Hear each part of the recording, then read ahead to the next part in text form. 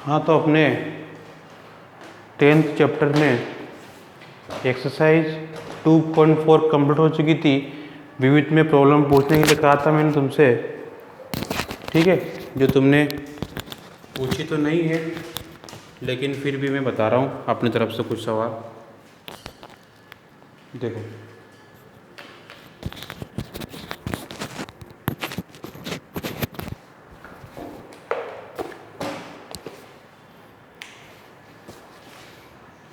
Question number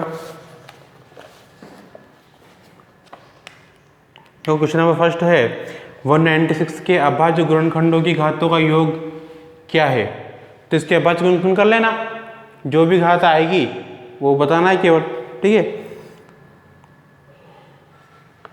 देखो question number second, दो संख्याएं कौन कौन सी देखो, एक तो m बराबर p q की घात 3 तथा n बराबर p क्यूब q स्क्वायर के रूप में लिखा जाए, तब m n का महत्तम समाप्त वर्तक बताइए, जबकि q अभाज्य संख्या है। p और q अभाज्य संख्या है। देखो p और q अभाज्य संख्या है तो ये अभाज्य गुणनखंड ही है इनके, ठीक है। तो अपन को इसका महत्तम समाप्त वर्तक यानी कि HCF पूछ रहा है वो, तो इसका HCF क्या होगा। देखो p की घात यहाँ पर 1 है, यहाँ पर 3 है, अपन HCF में कम वाला लेते हैं तो एक घात का ले लेंगे, p ओनली p आएगा।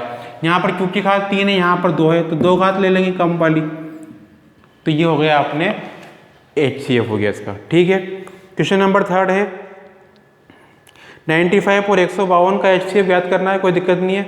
क्वेश्चन नंबर 4, दो संख्याओं का गुणनफल 1080 है, उनका महत्तम समाप्त वर्तक 30 तो उनका लघुत्तम समाप्त वर्तक ज्ञात कीजिए। देखो दो संख्याएं हैं, दो संख्याओं में से एक संख्या तो दे रखी है उसने अपन को 1080, ठीक है। अपन जानते हैं कि दोनों संख्याओं का गुणनफल बराबर HCF इंटू LCM होता है, ठीक है। तो यहाँ पर एक संख्या तो 1080 होगी, दूसरी को अपन x मान लेंगे, और HCF और LCM अपन को दे रखी है उसने, ये गुणनफल दे रखा है उसने डायरेक्ट, ठीक है। और HCF तो दे रखा है 30 महत्तम समाप्त वर्तक, और लघुत्तम समाप्त वर्तक यानी कि LCM अपन को ज्ञात करना है। तो फिर अपन ज्ञात कर लेंगे यहाँ से LCM, ठीक है, कोई दिक्कत नहीं। 30 से चला जाएगा, भाग देंगे, LCM का माना जाएगा। उसके बाद देखो क्वेश्चन नंबर 5, 441 का दशमलव प्रसार होगा, शांत अशांत, शांत एवं अशांत दोनों संख्या परिमेय संख्या नहीं है। देखो ग वाला ऑप्शन तो हो नहीं सकता, क्योंकि शांत अशांत दोनों एक साथ नहीं आ सकते, ठीक है। ये क्या तो शांत होगा या फिर अशांत होगा। तो मैंने बताया था तो शांत अशांत क्या होता है, अगर 2 और 5 के अलावा कुछ भी आ जाए तो मतलब ये क्या है, शांत है, सॉरी अशांत है, ठीक है। अब यहाँ पर 7 आ रहा है, लेकिन देखो ये 7 कहीं कट तो नहीं रहा है, हो सकता है कि ऊपर इसके गुणनखंड करने पर आपको 7 मिल रहा हो, है ना, ये भी चेक करना है। अगर 7 कट रहा है तो 7 को प्रभाव नहीं डालेगा यहाँ पर, ठीक है, फिर ये शांत ही रह जाएगा। तो अपन यहाँ पर इसके अभाज्य गुणनखंड करो पहले, तो 441 3 का भाग चला जाएगा, ठीक है, 4 4 8 9, 4 में 3 का भाग एक बार 14 हो गया, 12 में जाएगा 4 बार, 2 बजे 21 में जाएगा 7 बार, ठीक है। फिर चल जाएगा 3 का 14 में चल जाएगा 4 बार, 2 बजे 27 में 9 बार। अब 49 में 7 का 7 बार और 7 का 7 बार, मतलब 7 की घात 2 आ रही है। इसको जब अपन सोल्व करेंगे तो क्या आएगा, अपने ऊपर तो आएगा 3 की घात 2 और 7 की घात 2, और ये 2 की घात 2 इंटू 5 की घात 7 इंटू 7 की घात 2 है, 7 की घात 2 से 7 की घात 2 तो कट जाएगी, 3 3 9 ऊपर हो जाएगा, और नीचे 2 की पावर 2 और 5 की पावर 7। अब देखो ये शांत है, क्योंकि यहाँ पर 2 और 5 के अलावा कुछ भी नहीं है, ठीक है। ये 2 की पावर m इंटू 5 की पावर n के रूप में हो गया, तो ये अतः ये शांत है, लिख लेना नीचे। इसके बाद देखो छठे में कोई दिक्कत नहीं है, 7वें में सबसे न्यूनतम संख्या जिसे रूट 27 को गुणा करने पर एक प्राकृत संख्या प्राप्त होती है वह क्या होगी। देखो मैंने बताया था कि प्राकृत संख्या क्या होती है, पूर्णांक संख्या। ठीक है, तो इस 27 को अंडर रूट 27 को रूट के बाहर निकालना है खाली। ठीक है, रूट के बाहर निकालते ही काम चल जाएगा अपने। तो इससे गुणनखंड करो फिर 27 गुणनखंड क्या आएंगे 3 इंटू 3 इंटू 3, 3 क्या 9 9 27। ठीक है, अब यहाँ पर अगर ये रूट के बाहर जब निकला जब इसका स्क्वायर होगा। अब इसका स्क्वायर कब होगा, इसका स्क्वायर तब होगा जब अपन इसको 1 और 3 बनेगा यहाँ पर, क्योंकि 3 नहीं 4 है ना, तब स्क्वायर होगा। समका तो नीचे ना स्क्वायर के लिए, तो यहाँ पर 3 की घात 4 हो जाएगी अंदर और बाहर आ जाएगा तो 3 की घात 2 हो जाएगी। तब पर ने यहाँ पर किससे गुणा किया 3 से, 3 से नहीं किया, यहाँ पर रूट 3 से गुणा किया, ध्यान रखना, क्योंकि ये तो रूट के अंदर है ना। तो 27 को रूट 3 से गुणा करेंगे तब 27 में आएगा। ठीक है, ये अपना पूरा का पूरा जो प्रोग्राम चल रहा है ये रूट में चल रहा है। ठीक, तो अपन ने रूट 3 से गुणा करने पर आ जाएगा। तो क्या ऑप्शन रहेगा इसका। 8वां है, यदि दो परिमेय संख्याओं के लिए HCF बराबर LCM हो तो संख्याएं होनी चाहिए, संख्याएं भी बराबर होनी चाहिए भाई। जब दो संख्याएं बराबर होगी तभी उनके HCF और LCM समान होंगे, समान होनी चाहिए, ऑप्शन आएगा इसका। 9वां है, A तथा 18 का LCM 36 है, A तथा 18 का HCF 2 है, तो A का मान ज्ञात कीजिए। वही दो संख्या गुणन पर बराबर LCM इंटू HCF हो जाएगा ये भी। 10वां देखो, n प्राकृत संख्या है, n क्या है, एक ऐसा एग्जाम्पल भी है। ठीक है, n क्या है प्राकृत संख्या। प्राकृत संख्या क्या होती है 1 2 3 4 5 इस तरह से चलती थी। तो 6 की पावर n माइनस 5 की पावर n में इकाई का अंक क्या होगा। तो अलग अलग मान रख के देख लो। पहले तो यहाँ पर तुम देखो n बराबर 1 रखेंगे तो 6 की पावर 1 माइनस 5 की पावर 1, 6 में से 5 जाएगा तो 1 बचेगा।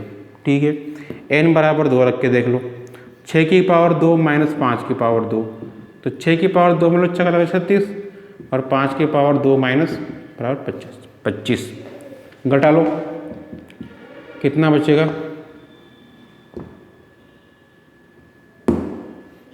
4 5 9 बच गया। ठीक है,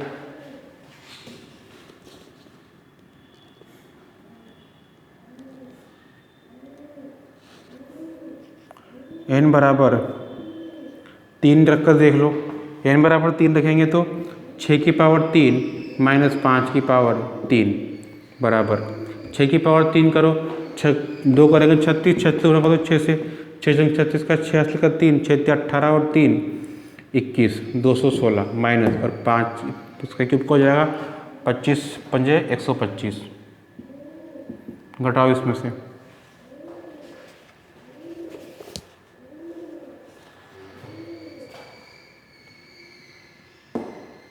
छः में से 5 गया तो सॉरी यहाँ पे 11 बचेगा है ना।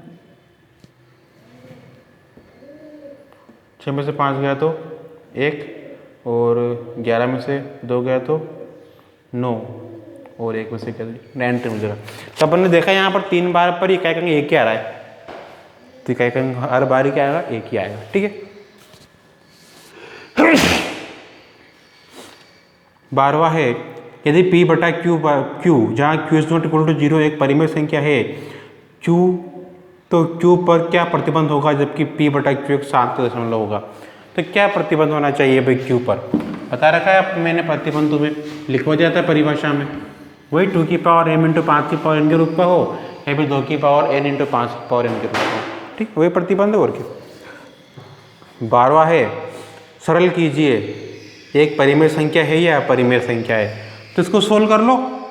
ठीक है, 2 under root 45 plus 3 under root 20 बटा 2 अंडर रूट 5।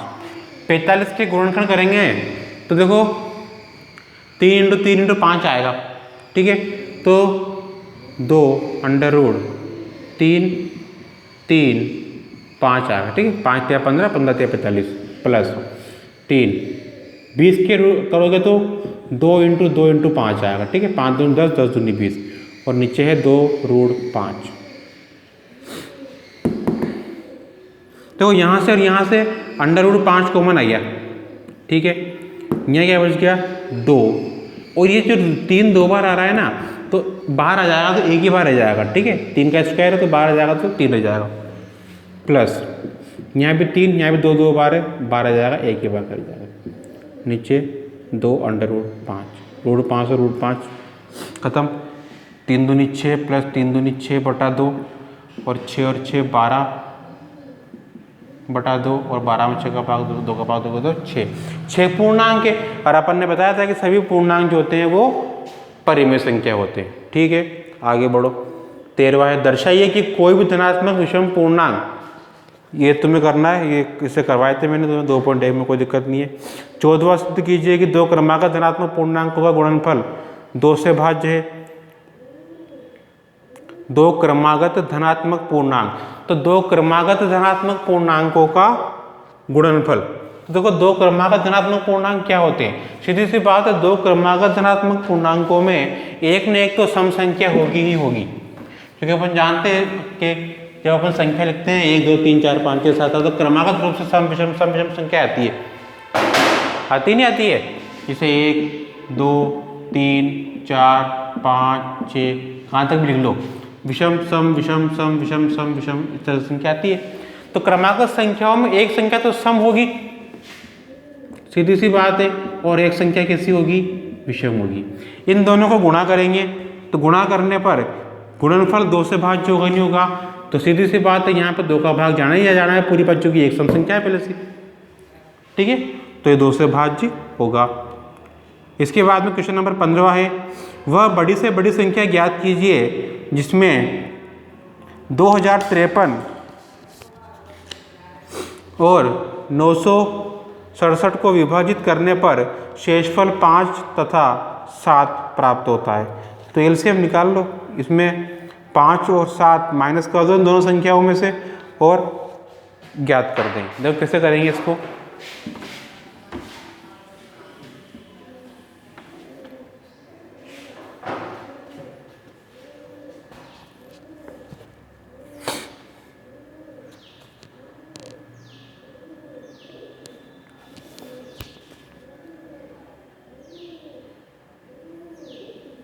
बीस 53 संख्या क्या है, 20 53 तथा 967, ठीक है। और शेषफल क्रमशः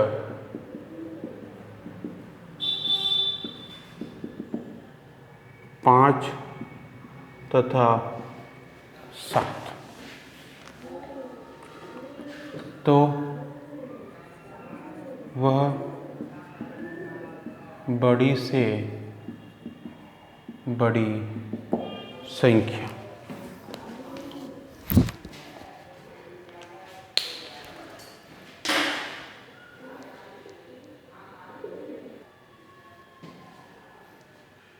तो देखो बड़ी से बड़ी संख्या क्या होगी,